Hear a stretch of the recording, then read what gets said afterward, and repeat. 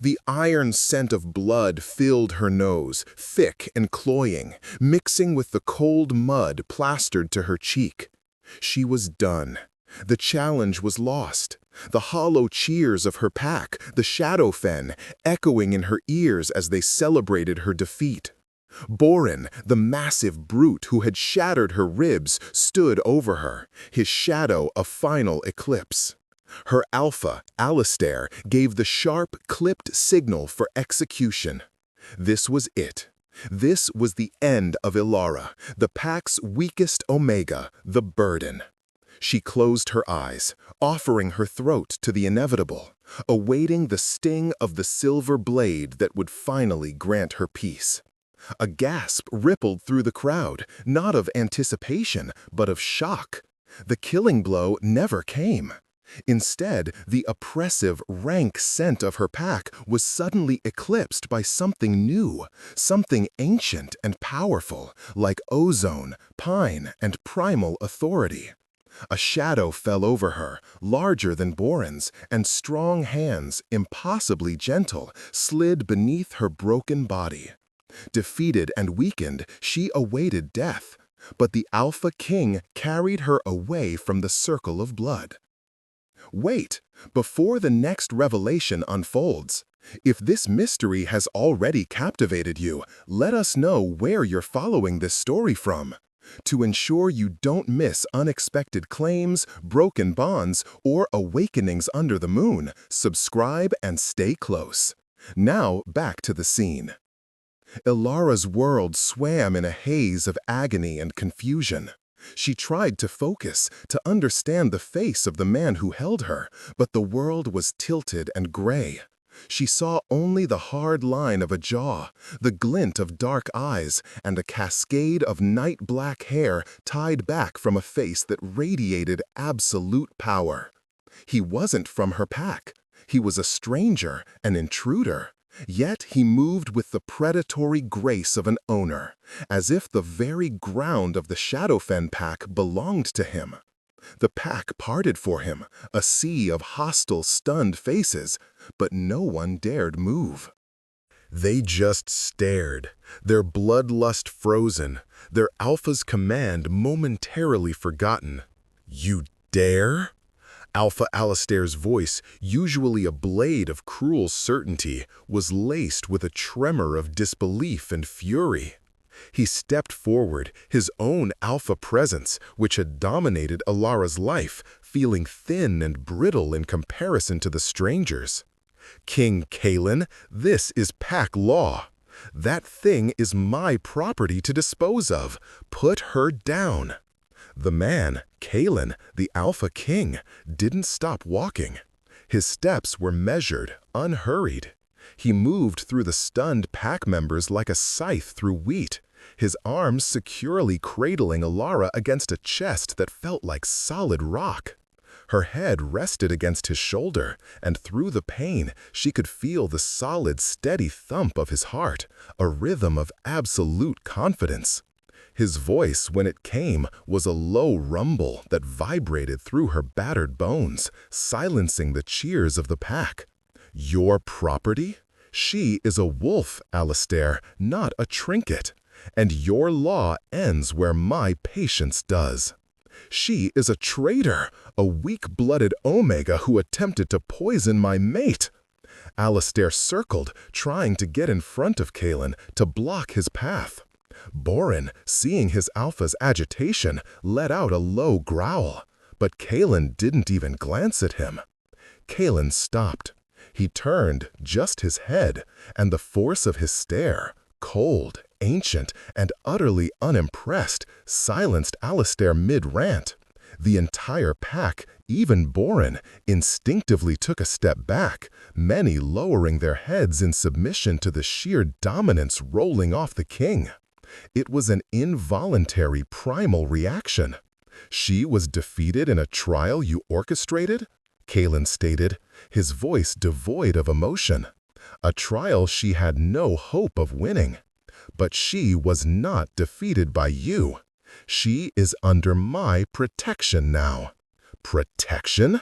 Alistair spat, though he made no move to approach. His hands were clenched, his face purpling with rage at being challenged on his own territory. What use is she to anyone? She is broken. She can barely call her wolf. She is a drain on resources, a mouth to feed that gives nothing back. She is nothing. Ilara whimpered, the word nothing echoing the deepest, darkest truth of her existence. She had spent 20 years being reminded of it, having it beaten into her, starved into her. It was her name, her identity. Kalen looked down at her. His dark eyes met hers, and for a fleeting, terrifying second, she felt seen, not as a burden, not as an omega, but as something, a puzzle, a problem he was intending to solve. He didn't offer comfort. His gaze was analytical, sharp, and possessive. Then he looked back at Alistair, a faint, dangerous smile touching his lips. "You're nothing, Alistair," he murmured, his voice carrying on the wind, "is now my nothing, and I protect what is mine." "You break the truce!" Alistair howled, his last desperate attempt. "You steal from my pack, and you will bring war down on us both." "The truce?" Kalen's laugh was a cold, sharp sound. "The truce was me agreeing not to dismantle your pathetic, cruel pack for the misery you inflict on your own. Consider it broken." He turned and continued his path, leaving the fuming alpha and his bloodthirsty, confused pack behind. Ilara, cradled against the king's chest, felt the world begin to slip. She was moving. He was carrying her away. The scent of pine and ozone was all-encompassing, a stark contrast to the mud and blood of her life. She was a prisoner, stolen by a new master, but as the darkness took her, the rhythmic thud of his heart was a strange new drum, beating against the silence of her surrender. Her consciousness was a fractured, painful thing. She drifted in a haze, aware of motion. She felt the jolt of Kalen mounting a horse, his arms still iron bands around her, pulling her close against his chest for warmth. She heard the thunder of hooves, the shouts of his men, and then only the wind. Hours seemed to pass. Once she surfaced, whimpering as a jolt of pain from her ribs shot through her. "Be still," his voice rumbled, not just in the air, but through her body. He adjusted his hold, one hand spreading wide across her back, and a strange humming warmth seeped from his palm into her, dulling the sharpest edges of the agony. It was a bizarre, invasive comfort, and she sank back into the dark, clinging to it. She dreamed of pine forests and a silver moon and of a deep, resonant growl that promised not death, but protection. When she woke for good, it was to the scent of lavender and clean linen, a stark, antiseptic contrast to the perpetual damp and mildew of the Shadowfen Omega Den. Her body ached, a deep, throbbing chorus of pain, but it was distant, as if wrapped in cotton. Someone had given her medicine, strong medicine. She forced her eyes open, squinting against the soft light of a room so luxurious it made her ache. Silk sheets, not scratchy wool. A carved wooden ceiling, not damp stone. A fireplace crackling warmly, its heat reaching her bed. This wasn't a cell. It was a palace. "She's awake." The voice was female, sharp and skeptical, cutting through Ilara's fog. Ilara turned her head, wincing at the pull of bruised muscles. A woman with silver-streaked hair pulled into a tight bun stood by the fireplace, her arms crossed. She wore the insignia of the Stonecrest pack, Kalen's pack. This must be his fortress. She was tall, imposing, and her gaze was as cold as the mountain peaks Ilara could see through the window. "Where?" Ilara's voice was a dry croak. "You are at Stonecrest Citadel," the woman said flatly. "I am Lyra, the king's beta. You have been unconscious for 3 days. Our healers were forced to waste considerable resources on you." "Waste," Elara whispered, the familiar shame washing over her, so ingrained it was her first instinct. I am sorry." "Save your apologies," Lyra sneered, walking closer to the bed.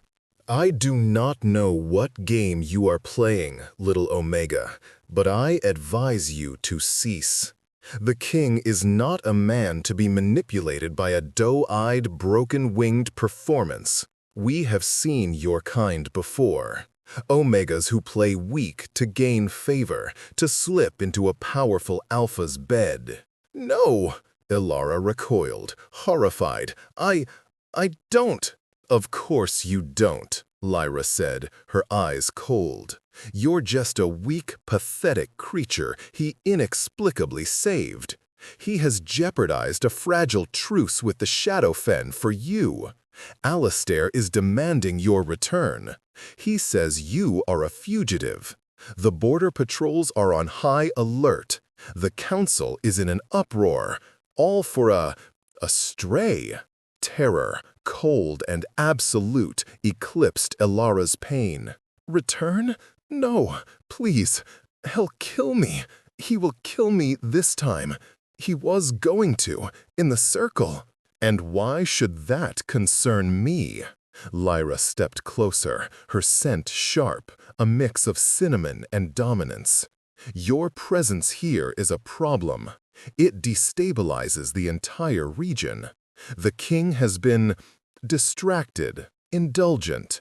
He spent 2 days in this room, refusing to leave, until the healers confirmed you would live. He has ignored his counsel. He has ignored me. But his indulgence will end.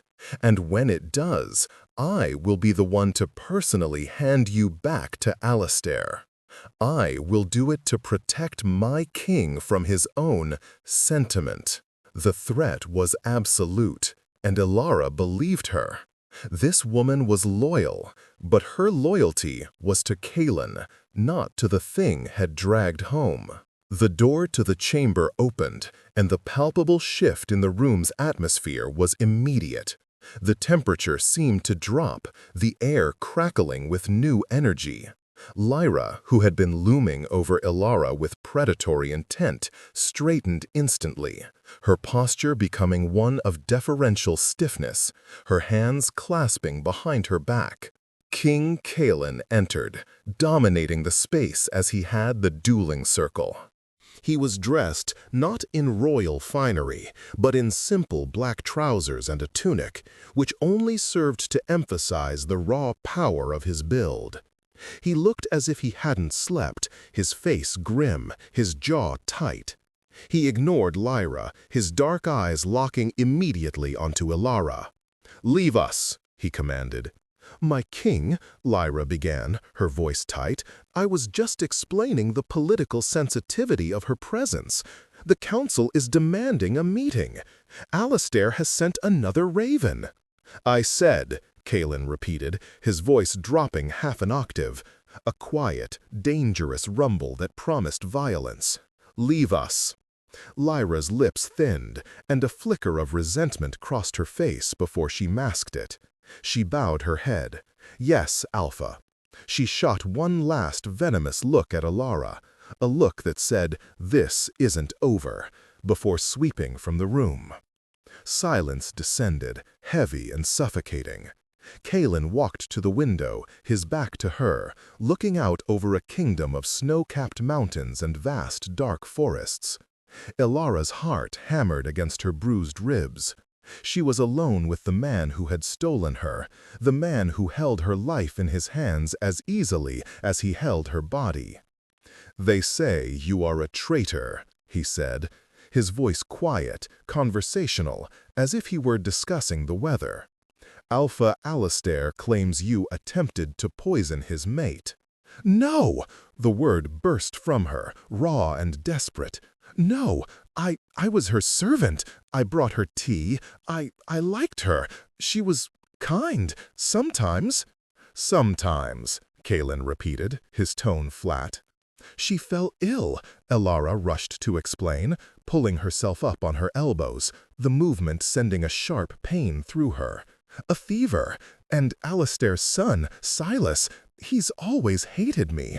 He said I looked at him wrong, that my weakness, it disgusted him.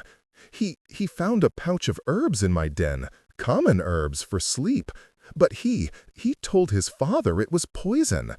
Alistair didn't even ask me. He loves to find reasons. He loves to find reasons to punish you, Kalen finished, turning around. He leaned against the wall, crossing his powerful arms. His gaze was intense, analytical. Why? Elara flinched. Why? I am Omega. I am weak. My wolf, she is frail. The admission was the core of her shame. In a world that valued strength above all, she had none.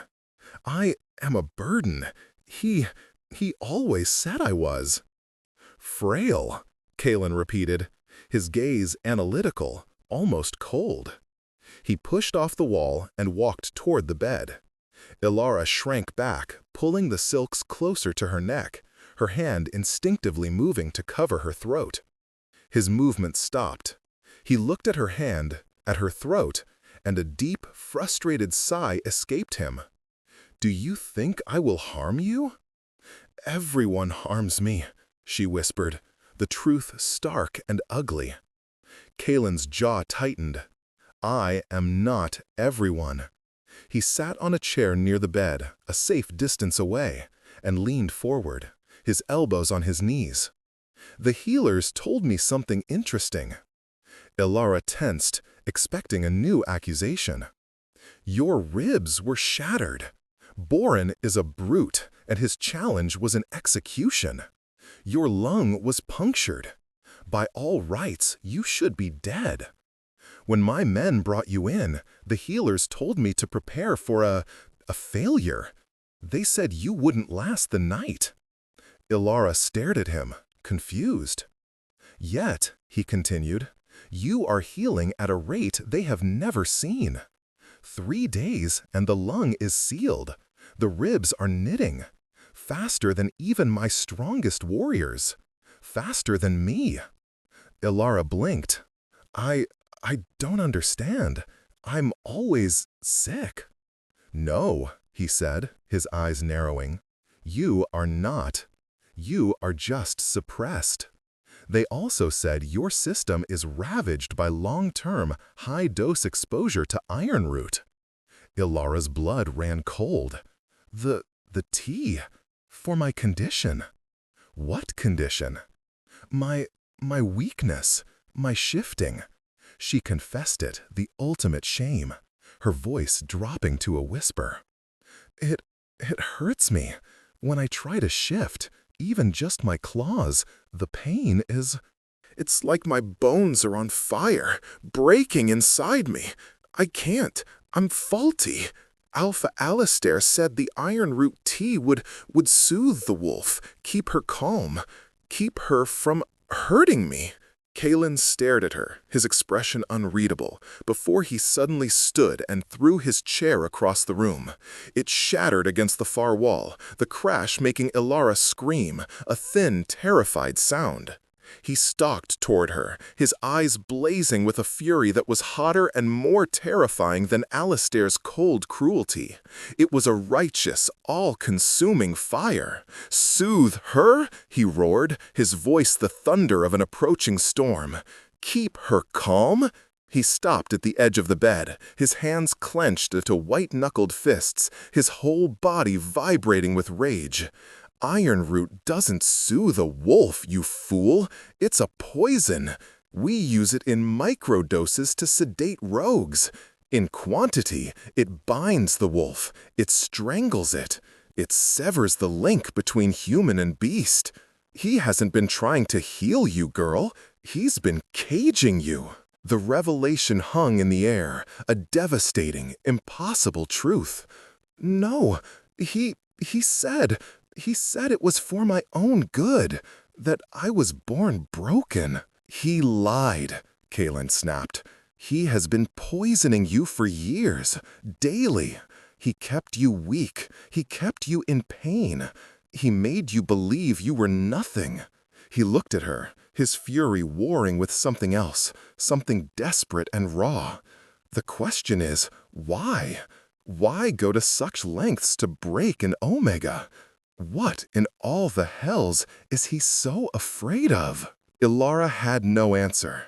Her entire life, every moment of pain, every taunt, every beating she'd endured for her weakness, all of it was a lie. It wasn't a failure of her body. It was an attack. I don't know, she wept, the tears finally coming, hot and agonizing. I am nobody. I am nothing. Why would he? Kalen watched her cry, his own breathing harsh. He made a move, his hand reaching out, as if to comfort her, but then he recoiled, his hand clenching at his side. He was a king. He was an alpha.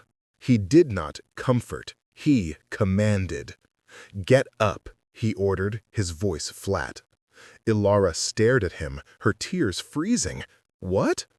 "Get up, get dressed. The healers say you are mending. It's time you started acting like it. You are in my fortress now. I will not have my pack see me harbor a sniveling, broken creature. You will eat, you will regain your strength, and you will show me why Alistair went to such lengths to destroy you." His words were as harsh as any she'd ever heard, but underneath them, for the first time, she heard an impossible spark. He hadn't called her weak. He hadn't called her nothing. He had implied she was strong, strong enough to be a threat. "Go," he commanded, gesturing to the door.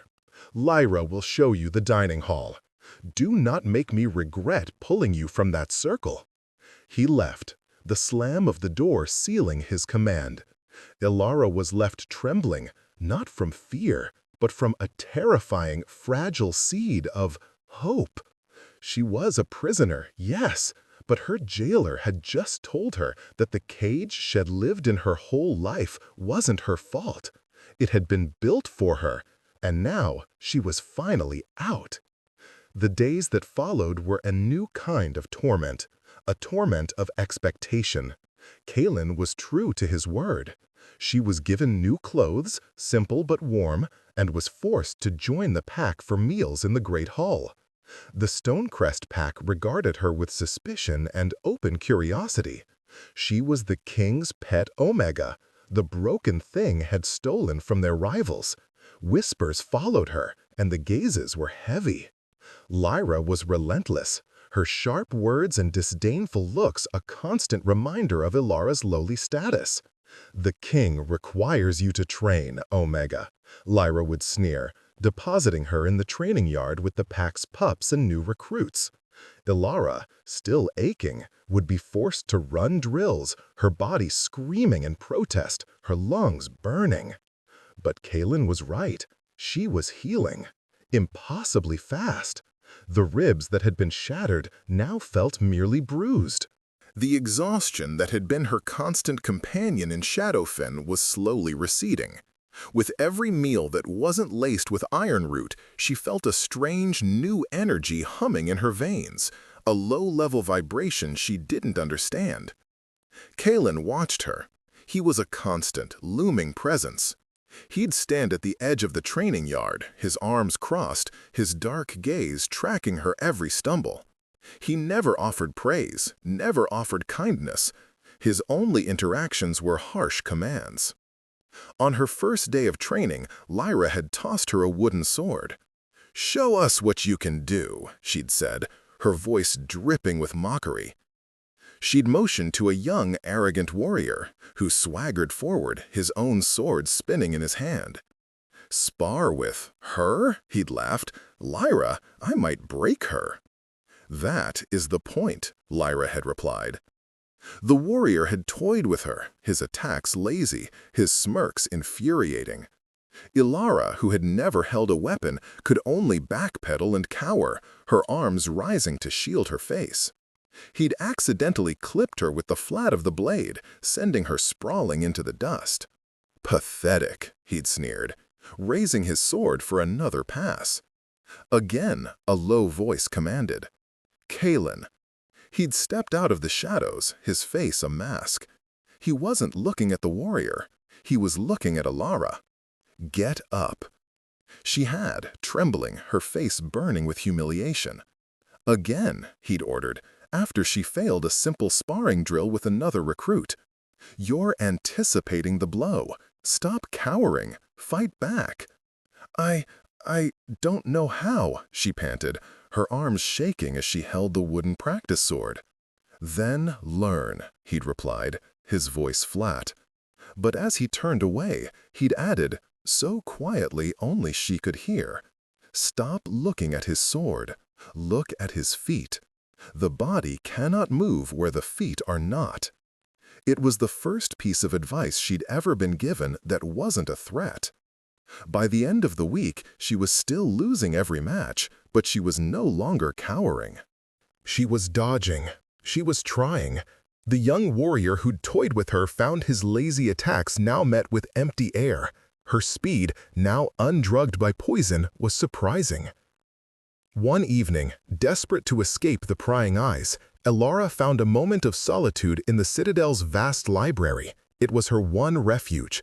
She ran her fingers over the spines of books she could never have dreamed of touching. She was tracing the gold leaf on a heavy leather cover when he found her. "You can read," he stated. It wasn't a question. Alara jumped, her heart leaping into her throat. "My king, yes, my mother, before she died, she was a scribe. She taught me." He nodded, walking to the shelves. "Alistair allows his Omegas to be educated?" He didn't know," Alara admitted. "After my mother passed, I kept it secret. It was just for me, a place to go." Kaelin pulled a heavy tome from the shelf and handed it to her. "The history of the first packs. You were right to keep it secret. Knowledge is a weapon Alistair would never grant his slaves." He paused, his back to her. "He is coming." Alara's blood turned to ice. "What?" "Alistair. He has formally requested a conclave. He is bringing his retinue to Stonecrest to negotiate your return." Kaelin's face was grim. "He will be here in 2 days." "Negotiate? You wouldn't. You said you protect what's yours," she whispered, clutching the book to her chest like a shield. "I do," he said, his voice a low growl. "But he is not coming to negotiate. He is coming to make a claim. He is bringing the challenge to my doorstep. He will accuse me of breaking the ancient law, of stealing pack property. He's not coming for you, Alara, not really. He's coming for me. He smells weakness. He thinks I've been compromised, that my pity for an Omega makes me a weak king. He will demand a trial. Like the one I lost?" "No," Kaelin said, his eyes darkening. "A trial by combat. Him against me. Or, more likely, he will use his lies to turn my own counsel against me." He looked at her, his gaze intense. "He believes you are a broken, worthless thing. He is coming here to prove it, to show my pack that I have endangered them for nothing." "I am nothing," she whispered, the old refrain returning, the shame of the training yard fresh in her mind. "Stop saying that!" he roared, slamming his fist against the bookshelf, making her jump, the books rattling. "You are not nothing. Alistair poisoned you for 2 decades to keep you weak. Why? Why would he do that? What is he afraid of?" "I don't know," she cried, frustration and fear warring within her. "I'm just me. There's nothing special about me. My wolf is broken." "Then fix her," he commanded, his voice raw. He stepped closer, crowding her against the shelves. "The poison is leaving your system. The healers say you are clean. For the first time in your life, you are free. Try. Call your wolf, Alara." "Here? Now? I can't. It hurts." "It hurts because she's fighting to get out." Kalen gripped her shoulders, his fingers digging in, forcing her to meet his gaze. The intensity in his eyes was staggering. It wasn't just anger, it was a desperate, burning need. She's been caged your whole life. The pain isn't weakness, it's power. Stop being afraid of it. Use it. I don't know how. Try. He was too close. His scent, that overwhelming mix of pine and ozone, filled her senses. The hum she'd been feeling under her skin for days suddenly intensified, sparking like a live wire where he touched her. It was a jolt, a sudden shocking connection that made her gasp. She gasped, shoving against his chest. "Don't!" He released her as if burned, stepping back. The spell was broken. He looked at his hands, then at her, his expression confused, conflicted. He had felt it too. "The conclave is in 2 days," he said, his voice once again flat, controlled, but his breathing was unsteady. "Prove you are not the worthless creature he claims you are, or we will both pay the price for my indulgence." He turned and left the library, leaving Ilara alone, her body trembling with a new, strange energy, and her mind consumed by the terrifying, impossible command, "Try." That night, Ilara didn't sleep. She paced her room, the king's words echoing in her head. Fix her. Try. The poison was gone, the weakness, the pain. Alistair had caused it. The rage she felt was a new, clean fire, burning away the years of shame. She went to the balcony, the cold mountain air biting at her skin. The full moon, a perfect silver disk, hung in the sky. It was the first full moon she'd faced without the dulling, sickening effect of the iron root. She felt it, a pull, a thrumming, agonizing yearning from deep within her. She's been caged. "Okay," Ilara whispered to the wind. "Okay, I'm listening." She closed her eyes. She focused on the pain she had always run from, the feeling of her bones grinding, her muscles tearing. But Kalen's voice was in her head. It's not weakness, it's power. She didn't fight it. She leaned into it. She grabbed the pain and pulled. It was a scream, a psychic explosion. She fell to her knees, clutching her stomach as the power ripped through her. It was fire, it was ice, it was agony, but it was also her. For the first time, she felt the shift not as an attack, but as a release. Bones cracked, muscles tore and reformed, but it was different, cleaner, faster. The agony peaked, and then it was gone. She opened her eyes. The world was sharper. Colors were brighter, even in the moonlight.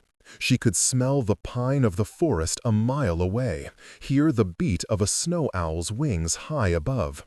She was on her hands and knees on the cold stone, but they weren't hands. They were paws, black paws tipped with sharp silver claws. She looked down, stunned. Her wolf. But she wasn't the frail, sickly creature she'd always imagined.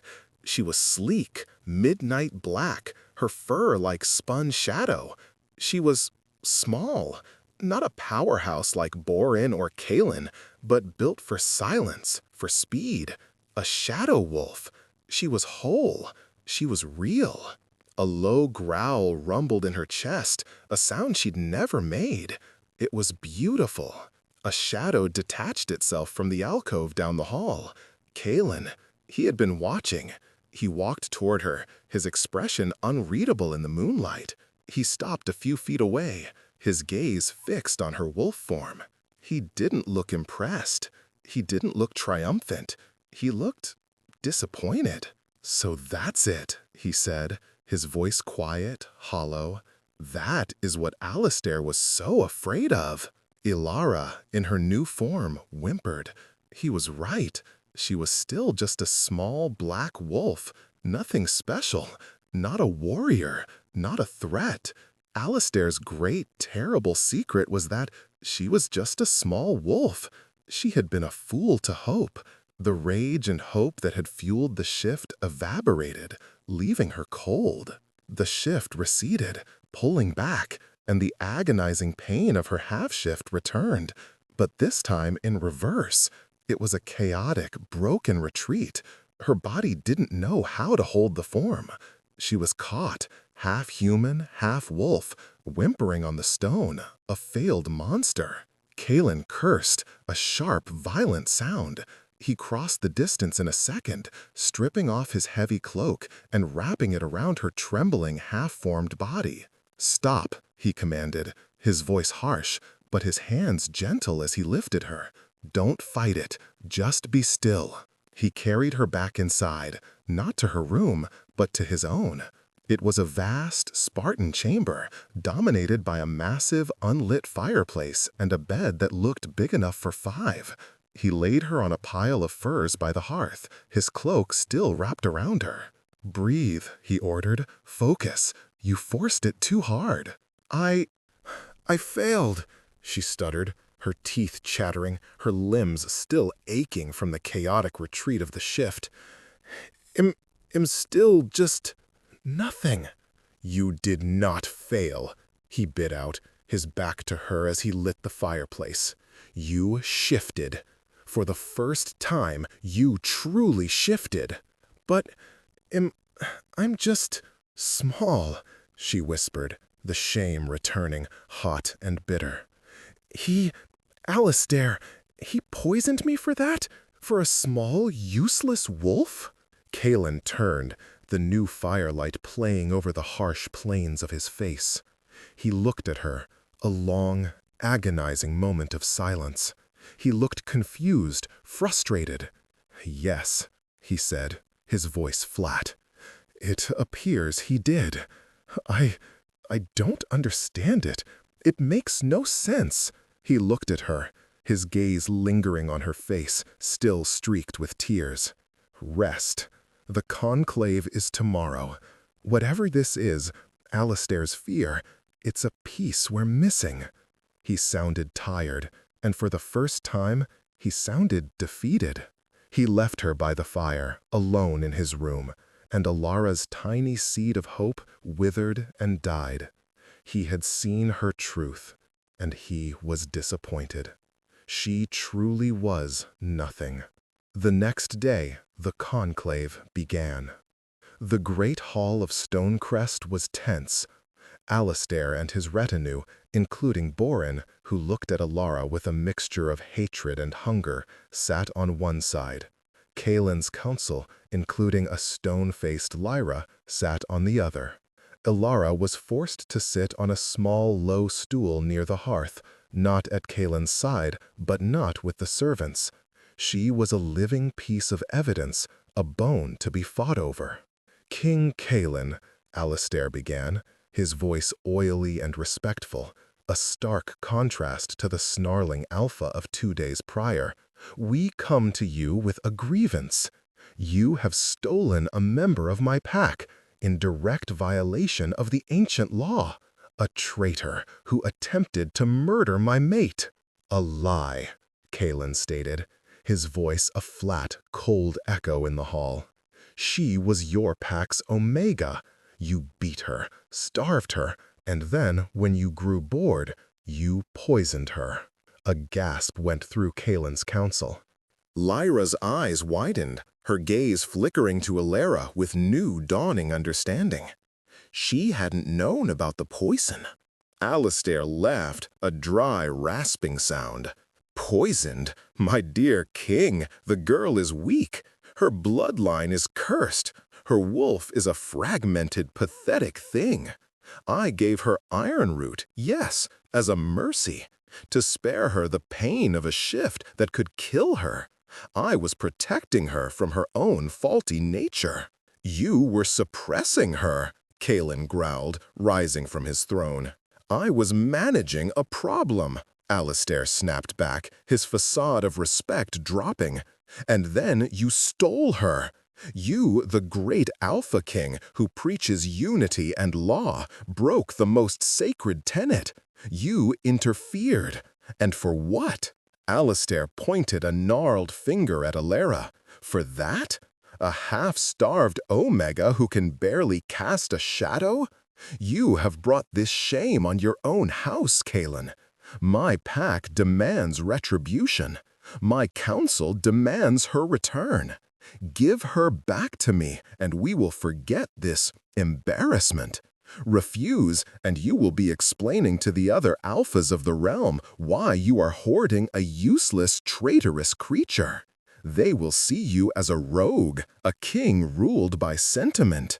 The council members murmured, looking at Kaelin, then at Alara. She was clean, yes, she was fed, but she was still small, still trembling. She looked exactly like the nothing Alistair claimed she was. Lyra stood. "My king," she said, her voice clear and strong. Ilara's stomach dropped. "Alpha Alistair is correct," Lyra stated. "The law has been broken." "Lyra," Kaelin warned, his voice a low growl. "No, my king," she said, turning to him, her face full of painful resolve. "I have served you for 50 years. I have bled for this pack. I beg you, do not throw it all away. Your justification, it is thin. The pack is uneasy. They see a pet where they should see a prize." She looked at Alara, not with hatred now, but with a cold pity. "What is she, my king, that you would risk a war for her? Show us." "Show us the power you broke our truce for. If you cannot, then you must return her."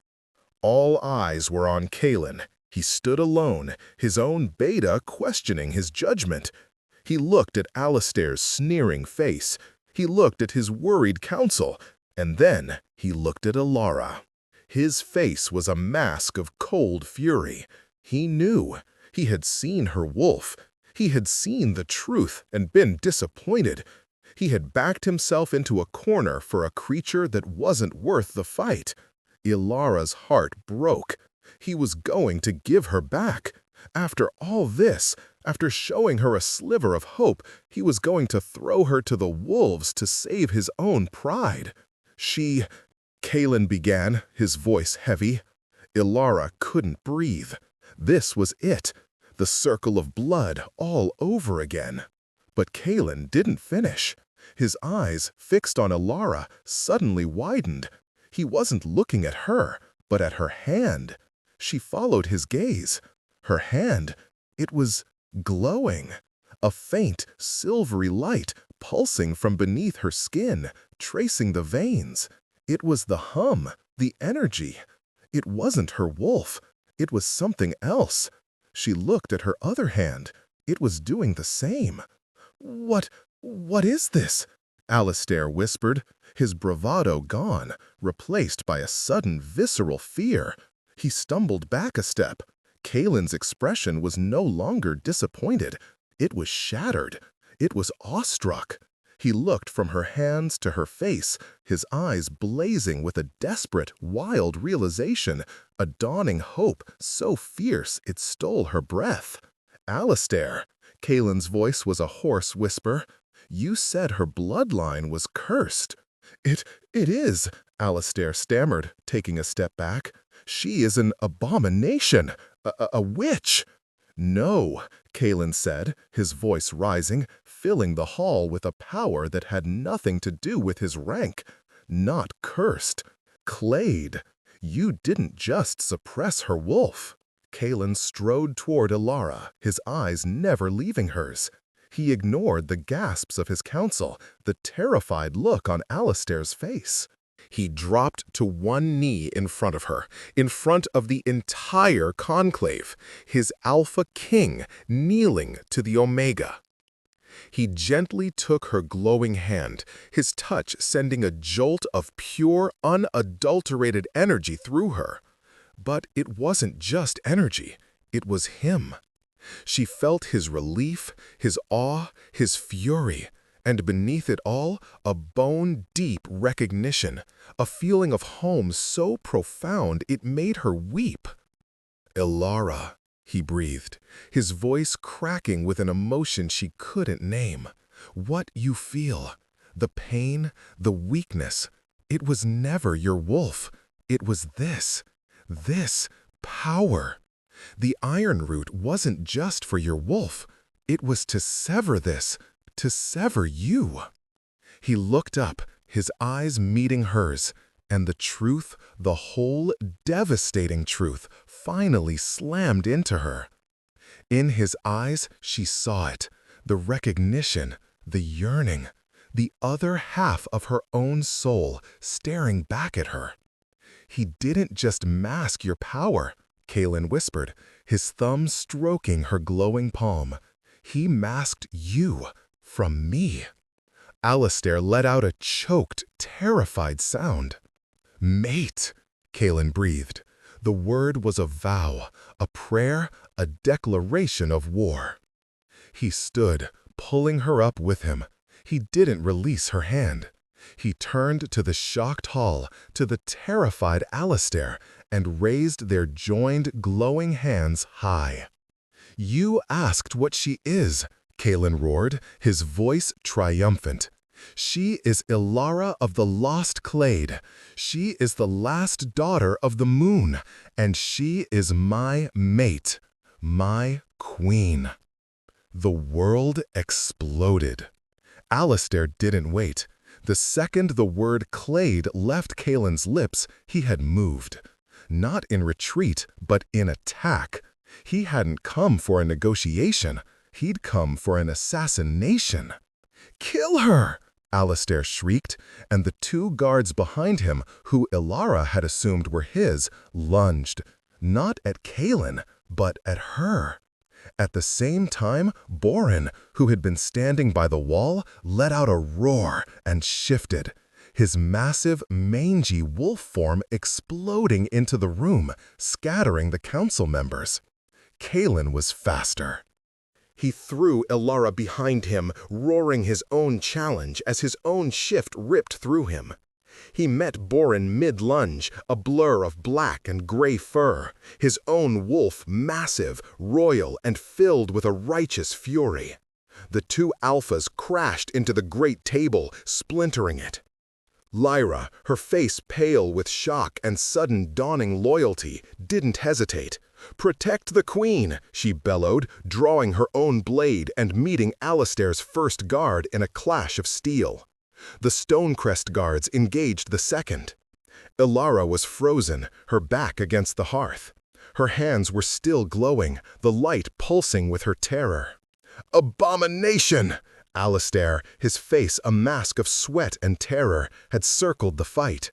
He had a silver blade in his hand, and he was coming for her. "I should have drowned you at birth. Your mother was a fool to hide you." "My mother?" "She was a pathetic scribe who thought she could hide royal blood in my pack. She thought her weakness would be a disguise," he spat, his eyes wild. "She thought she could hide you from me, from your own cursed power. She paid for that arrogance, and so will you." He lunged, the blade flashing. Ilara screamed and threw up her hands to protect her face. It wasn't a push. It wasn't a blow. It was a release. The silver light in her hands exploded outward, not as a weapon, but as a wave of pure lunar energy. It struck Alistair, and he didn't fly backward. He froze. His body went rigid, his eyes wide, the knife clattering from his numb fingers. The light enveloped him, and he let out a thin, reedy scream. It wasn't a scream of pain. It was a scream of truth. The light was showing him everything, every moment of his cruelty, every life he'd ruined, every bit of pain he'd inflicted.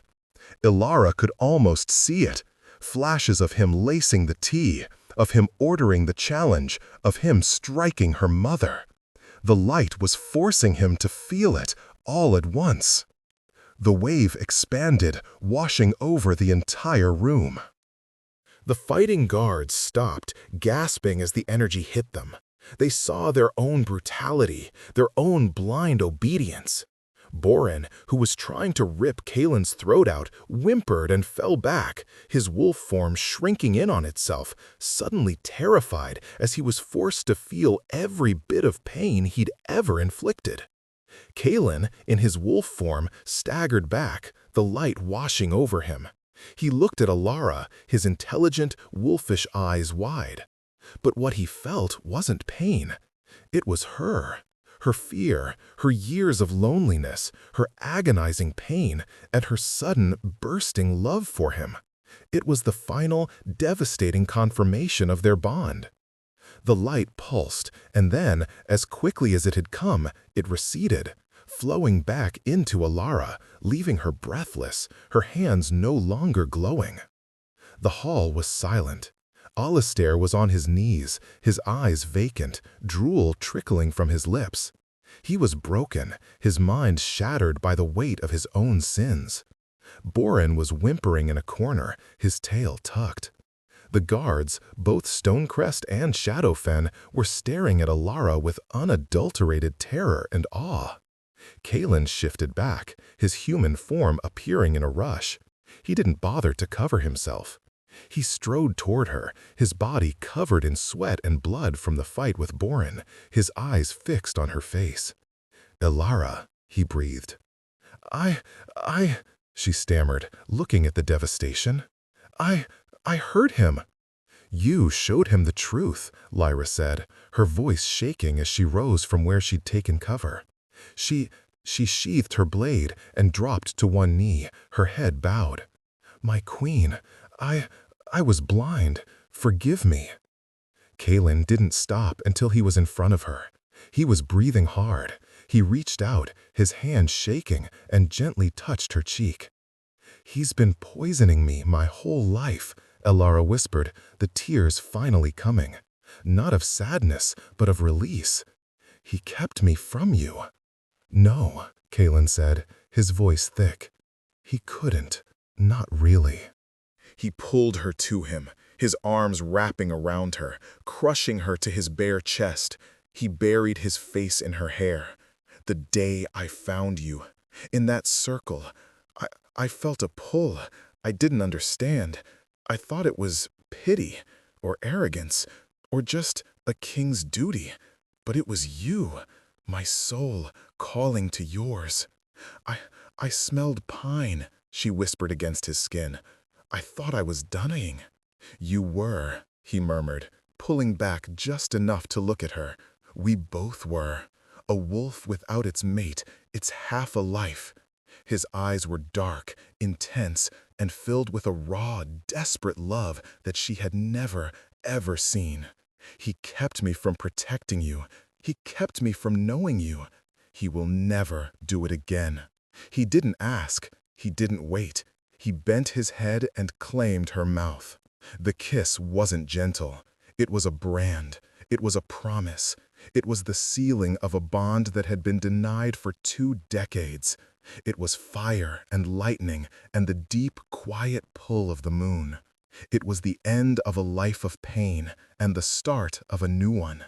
Alara, who had never been kissed, who had never been touched with kindness, melted into him, her hands coming up to grip his shoulders as she kissed him back, pouring every ounce of her pain, her relief, and her newfound strength into it. The Stonecrest guards and council members tactfully began to secure the prisoners and clear the hall, leaving their king to his queen. When he finally broke the kiss, they were both breathless. He rested his forehead against hers, his eyes closed. "My mate," he breathed, as if the word itself was a miracle. "My alpha," she whispered back. And for the first time, the word wasn't a symbol of oppression. It was a symbol of home. The new normal was anything but.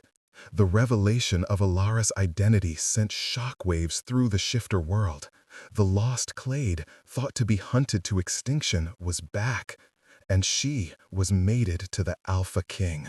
Alistair was imprisoned in Stonecrest's deepest cells, his mind too shattered by Alara's judgment to ever rule again. The Shadowfen pack, leaderless and shamed, was brought under Kaelin's temporary stewardship. Boren, surprisingly, pledged his life to Alara. He was now her personal guard, a massive, terrified, and utterly loyal shadow, humbled by the power he'd been forced to confront. Ilara and Kaelin were rarely apart. The denial of their bond for so long had created a physical, tangible need to be near one another. Kaelin was possessive, a shadow at her side, his hand always on her back, his gaze a constant, warm presence. But he was not a jailer. He was a partner. A week later, Ilara sat at Kaelin's side in the council chambers. She was silent, but Kaelin kept glancing at her, a small, private smile touching his lips. Lyra gave her report. The Shadowfen integration is difficult. They are a broken pack, ruled by fear, but they are loyal to the Queen. Her name is spoken with a reverence. They are terrified of her, and they love her for it. They don't need to fear me, Ilara said quietly, her first time speaking in council. The room went silent. They just need to be fair. They need to heal. Kaelin placed his hand over hers on the table. My queen has spoken. Lyra, send healers, send provisions, rebuild the Shadowfen Den.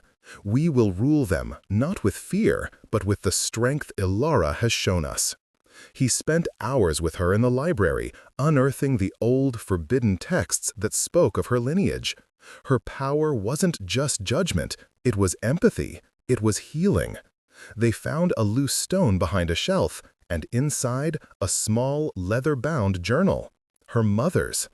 My dearest Ilara, the first page read, if you are reading this, I am gone, and the poison has failed.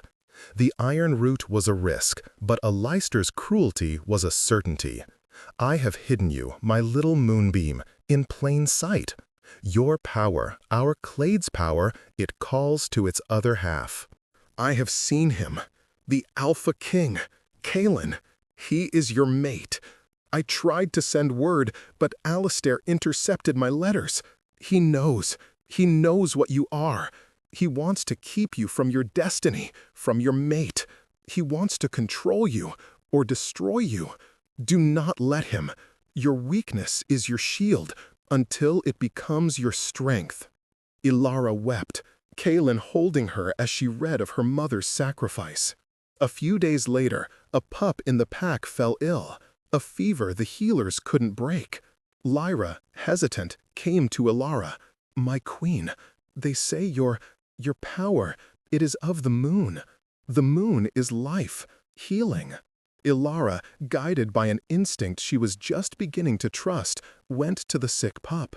She placed her hands on its small, hot forehead. She didn't send a wave of judgment. She just opened herself. She felt the pup's pain, its fear, and she sent back a wave of cool, silver light, a feeling of peace, of home. The fever broke within minutes. The pack's awe was complete. That evening, Ilara stood on the balcony of Kaelin's chamber, looking at the rising moon. She was no longer the broken creature from the circle of blood. Her body was strong, her spirit mending, but the scars were still there, pale lines on her soul. Kaelin came up behind her, sliding his arms around her waist, pulling her back against his solid warmth. He nuzzled her neck, his scent a comforting anchor. You're thinking too loud, he murmured. I was thinking about the circle, she admitted, her voice quiet. I was ready to die. I wanted to die. His arms tightened. He will never, Kaelin vowed, his voice a dark, dangerous promise, touch you again. No one will. I know, she said, leaning her head back against his shoulder. It's not that. I spent my whole life believing I was nothing, that I was a mistake, and now I'm a queen. I'm a legend. My mother's journal, she gave her life to hide me. She turned in her arms, her hands finding their now familiar place on his chest. "I don't know how to be any of those things, Kaelin." He looked at her, his dark eyes soft in the moonlight. The harsh lines of the king softened into the face of her mate. "I don't want a legend," he said, his thumb stroking her cheek. "I don't want a queen. I want you. I want Ilara, the woman who learned to read in secret, the woman who survived 20 years of hell and never, not once, became cruel, the woman who healed me before she even knew who she was." I'm still scared," she confessed. "Good," he said, a small smile playing on his lips. "So am I. I'm terrified of failing you, of the time we lost. I'm afraid I won't be the king you deserve." You were disappointed," she whispered, the last lingering shadow. "On the balcony, my wolf, she was so small." Kaelin's eyes closed in pain. "I was a fool," he breathed. "I was looking for a weapon, for a warrior. I was looking for the answer to Alistair's fear in brute strength. And I couldn't see the truth." He opened his eyes, his gaze fierce. "Her size doesn't matter, Ilara. Your wolf, your clade power, they are one. Your wolf is small, silent, a shadow, just like your power. She's not a brute. She's a judge. I was looking for a sword when you were the moon itself." "You could never break me, Kaelin," she whispered, her heart full. "You're the only one who ever saw I wasn't broken at all." He bent to kiss her, a slow, gentle kiss that spoke of forevers, of healed wounds and new beginnings. Ilara looked up at the full, bright moon, its light washing over them.